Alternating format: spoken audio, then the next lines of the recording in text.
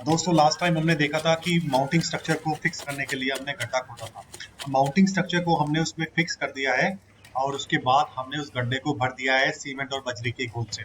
इससे क्या होगा, एक मजबूती पकड़ लेगा, रूफ और पिलर के बीच में मजबूती आ जाएगी।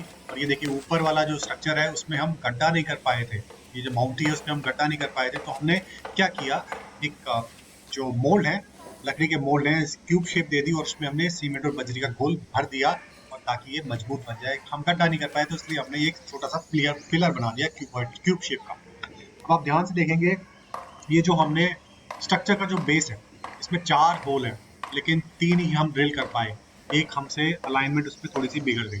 तो ये जो गलती हमसे हुई है आपसे ना हो, ये ध्यान रखिएगा कि जो मार्किंग है वो अच्छी हो ताकि आप चारों में नट बोल्ट अच्छे से फिक्स कर सकें। फिर उसके बाद हम इसमें जो मोल्ड है उसमें हम सीमेंट और बजरी का घोल भरेंगे।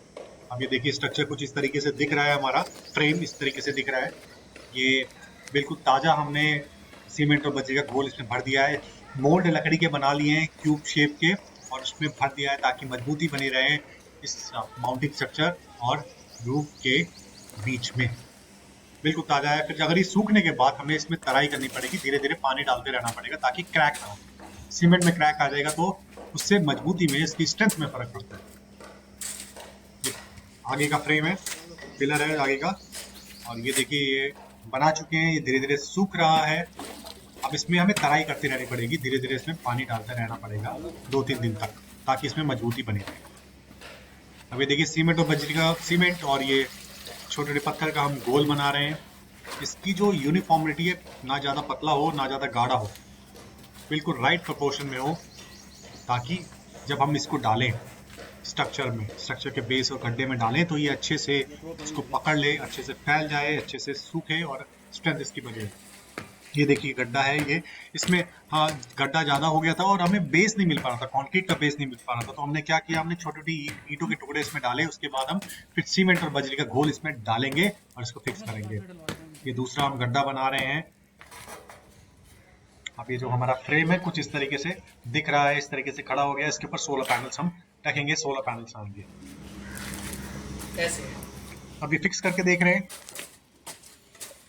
अभी देखिए फिक्स कर रहे हैं, इसमें हम थोड़े थोड़े ईंटों के टुकड़े डाल रहे हैं और उसके बाद सीमेंट और बजरी का घोल डालेंगे। फिर उसके बाद हम ये पिलर का जो बेस है उसको अच्छे से सटाएंगे, फिक्स करेंगे।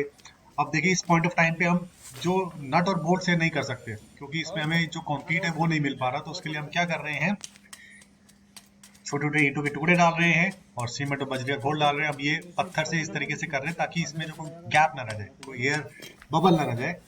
अब ये अच्छे से यूनिफॉर्म हो गया। अब इसके ऊपर हम ये फ्रेम का बेस रखेंगे। इसमें हम नट बोल्ट से टाइट नहीं कर पाए क्योंकि हमें नीचे कंक्रीट का बेस नहीं मिला है, तो हम इस तरीके से इसका अरेंजमेंट कर रहे हैं।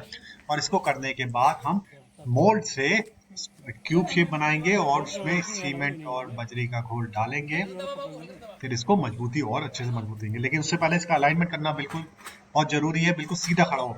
जो ग्राउंड है, जो रूफ है, उससे 90 डिग्री का इसका एंगल होना चाहिए। अभी थोड़ा सा टेढ़ा है ये, तो अभी देखिए कि स्ट्रक्चर जो फ्रेम है हमें कुछ इस तरीके से दिख रहा है, अभी बिल्कुल अलाइनमेंट में नहीं है, इसलिए जो बेस है इसको हम आगे पीछे करके देखेंगे। 90 डिग्री के एंगल में इसको हमें खड़ा करना है, तो ये जो बेस है इसको थोड़ा सा आगे की तरफ हम खींचेंगे, छोड़ रहे हैं, थोड़ा सा अलाइनमेंट को सेट करेंगे। 90 डिग्री का एंगल हमें बना के रखना है, थोड़ा सा आगे की तरफ तोड़ रहे हैं, फिर इसको आगे की तरफ खिसकाएंगे। अब दोबारा चेक करेंगे क्या ये 90 डिग्री का एंगल बना रहा है। ये जो ऊपर स्ट्रक्चर ये जो 4 पिलर हैं, इसके ऊपर हमने फ्रेम्स रखे हैं, क्या वो अलाइनमेंट में हैं, ऊपर नीचे तो नहीं, उनका टिल्ट सेम है, ये सब चीज़ें हमें चेक करनी पड़ेगी। अब देखिए इसको हमने 90 डिग्री के एंगल में मिल गया है रूफ के साथ। अब इसको भर रहे हैं, अच्छे से फिक्स कर रहे हैं, हिलाना नहीं है। सीमेंट और बजरी का घोल डाल के फिक्स करेंगे, फिर वही करेंगे हम। देखिए इसमें हम गड्ढा तो अच्छे से नहीं कर पाए, तो सीमेंट और बजरी का घोल डालने के बाद, जितना डल सकता है उतना डालने के बाद, हम जो लकड़ी के मोल्ड हैं क्यूब शेप के बनाएंगे, उसमें फिर ये सारा घोल भर देंगे ताकि मजबूती पकड़ ले। अब आप देखेंगे ये जो फ्रेम है, 4-6 पिलर्स के बीच में जो फ्रेम दिख रहे हैं आपको ऊपर टिल्टेड, ये एक राइट एंगल पे है, right angle I mean to say proper tilt इसको दिया हुआ है हमने, अराउंड 19 डिग्री का टिल्ट हमने दे दिया है। अब ये सूखने को रख दिया है, लकड़ी का मोल्ड है। अब हम ध्यान से देखेंगे इसको। देखने का देखिए मैनुअल तरीका ये है कि आप एक आंख बंद करके एक पिलर की बिल्कुल पिलर को देखिए, और जो बाकी दूसरा पिलर है और तीसरा पिलर बिल्कुल उसके पीछे होने चाहिए, मतलब वो दिखने नहीं चाहिए हमें। अगर मैं बिल्कुल सामने से देखूं एक आंख बंद करके तो मुझे दूसरा पिलर और तीसरा पिलर नहीं दिखना चाहिए। तो ये हमें बताता है कि हमने ठीक तरह से इसको अलाइनमेंट किया है।